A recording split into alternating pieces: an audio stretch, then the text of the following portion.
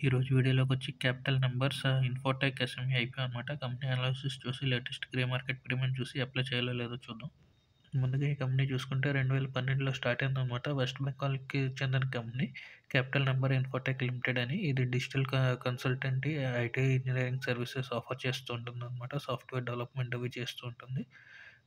ఓవరాల్‌గా ఈ కంపెనీ వచ్చి సర్వీసెస్ చూసుకుంటే మనం టెక్నాలజికల్‌గా advancement including digital engineering, data analytic, ah, artificial intelligence and machine learning, cloud engineering, UX, UI design కూడా చేస్తూ ఉంటుందనమాట. అలాగే ఈ కంపెనీ వచ్చి ఇప్పటి వరకు వ 1000 క్లయింట్స్‌కి ఆర్డర్స్ సప్లై చేసిందనమాట. అలాగే ఇప్పటి వరకు ఇప్పుడు చూసుకుంటే 200 యాక్టివ్ క్లయింట్స్ కూడా ఉన్నారనమాట. సెప్టెంబర్ క్వార్టర్ 24 అయ్యేటప్పటికి. ఓవరాల్‌గా ఈ కంపెనీ సర్వీసెస్ గనుక చూసుకుంటే మనకి కస్టమ్ సాఫ్ట్‌వేర్ డిజైన్ చేస్తూ ఉంటారనమాట. క్లయింట్స్ మీద ఆధారపడి క్లయింట్స్ చెప్పిన డిజైన్ బట్టి.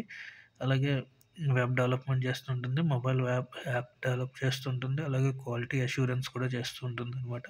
అంటే టెస్టింగ్ అవి చేసి వాళ్ళు డిజైన్ చేసింది బాగా పనిచేస్తుందా లేదా అని చెక్ చేసి క్లయింట్స్‌కి హ్యాండ్ ఓవర్ చేస్తూ ఉంటుందనమాట. అలాగే ఇదొచ్చి 2 బిజినెస్ మోడల్స్‌లో చూస్తూ ఉంటుందనమాట. ప్రాజెక్ట్ బేస్డ్ డెవలప్‌మెంట్ అని, time and material based management అని చెప్పి చూసుకుంటూ ఉంటారు. అలాగే దగ్గర దగ్గర 50 అవార్డ్స్ కూడా విన్ అయిందనమాట ఈ కంపెనీ. అలాగే రెవెన్యూ పరంగా చూసుకుంటే 100% రెవెన్యూ మనకి ఔట్ సైడ్ ఇండియా నుంచే వస్తుందనమాట ఈ కంపెనీకి ఆర్డర్స్ అవిని. అందులో 48% యూఎస్ఏ నుంచి ఆర్డర్స్ వస్తాయి. 24% యూకే నుంచి వస్తున్నాయి. 28% మిగిలిన కంట్రీస్ నుంచి ఆర్డర్స్ వస్తూ ఉంటాయన్నమాట ఈ కంపెనీకి. అలాగే ఈ కంపెనీ యొక్క ఫైనాన్షియల్స్ చూసుకుంటే అసెట్స్ పరంగా చూసుకుంటే 22లో 48 క్రోర్స్ ఉంది. 23లో 69 క్రోర్స్ ఉందనమాట. అలాగే 24లో 73 క్రోర్స్ ఉంది. జూలై క్వార్టర్ అయ్యేటప్పటికి దగ్గర దగ్గర 90 కోట్ల అసెట్స్ ఉన్నాయన్నమాట. అలాగే రెవెన్యూ పరంగా చూసుకుంటే 69 క్రోర్స్ రెవెన్యూ అంటే 22లో, 23 వచ్చి 92 క్రోర్స్. అలాగే మార్చ్ 24లో చూసుకుంటే 100 క్రోర్స్ అనమాట. అలాగే జూలై క్వార్టర్‌లో చూసుకుంటే 51 క్రోర్స్ అనమాట. అలాగే ప్రాఫిట్ ఆఫ్టర్ టాక్స్ కూడా ఇయర్ ఆన్ ఇయర్‌లో ఇంక్రీజ్ అవుతూనే ఉందనమాట. అలాగే ఆపరేటింగ్ క్యాష్ కూడా పాజిటివ్‌లోనే జనరేట్ చేసింది. అలాగే అప్పు చూసుకుంటే ఆల్మోస్ట్ జీరో డెబ్ట్ అనమాట. అప్పు కూడా లేదు ఈ కంపెనీకి. అలాగే మార్కెట్ వాల్యుయేషన్ పరంగా చూసుకుంటే 642,00,00,000 వాల్యుయేషన్ అడుగుతున్నారనమాట. ఎబిట్టా మార్జిన్ చూసుకుంటే 36%, పాట్ మార్జిన్ చూసుకుంటే 26% అనమాట. అలాగే ఆర్ఓసీ చూసుకుంటే 52%, పాట్ మార్జిన్ చూసుకుంటే 26% అనమాట. రిటర్న్ ఆన్ నెట్ వర్త్ చూసుకుంటే 38%, ప్రైస్ టు బుక్ వాల్యూ చూసుకుంటే 8.29 అనమాట. ఇది కొంచెం హైగా ఉంది. ఈ కంపెనీకి వచ్చి పాజిటివ్, నెగెటివ్ చూసుకుంటే ఏంటంటే customer satisfaction, revenue from long standing customer relationship maintain చేస్తూ ఉంటారు. అలాగే బిజినెస్ మోడల్ కూడా మల్టిపుల్ డైవర్సిఫైడ్ స్టడీ గ్రోత్‌గా ఉంది. ఎక్స్‌పీరియన్స్ ప్రమోటర్స్ అండ్ మేనేజ్మెంట్ కూడా ఉందనమాట. Diversified business across several industries verticals కూడా చేస్తూ ఉంటుంది. వీక్‌నెస్ వచ్చి mainly depend on outside India ప్రాజెక్ట్స్‌లోనే ఉంటుందనమాట. సో, ఏమైనా కంట్రీస్ బ్యాన్ గాని ఏమైనా చేస్తే మాత్రం దీని మీద ఎఫెక్ట్ పడే ఛాన్సెస్ ఉంటాయి. అలాగే 65% రెవెన్యూ కూడా ఎంప్లాయీస్ సాలరీస్ మీద స్పెండ్ చేస్తూ ఉంటుందనమాట ఈ కంపెనీ. అలాగే ఈ కంపెనీ ఐపీఓని తీసుకురావడానికి గల కారణం ఏంటంటే technical advancement, leading edge technology ఉపయోగించడానికి అని చెప్పి, అలాగే increase in spending on business development గురించి ఇన్వెస్ట్‌మెంట్ సబ్సిడీస్‌కి చూసుకుంటూ ఉంటారు.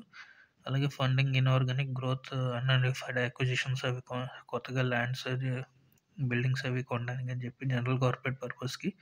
అలాగే బెనిఫిట్ లిస్టింగ్ గురించి ఈక్విటీ షేర్స్‌కి స్టాక్ ఎక్స్‌చేంజెస్ గురించనమాట.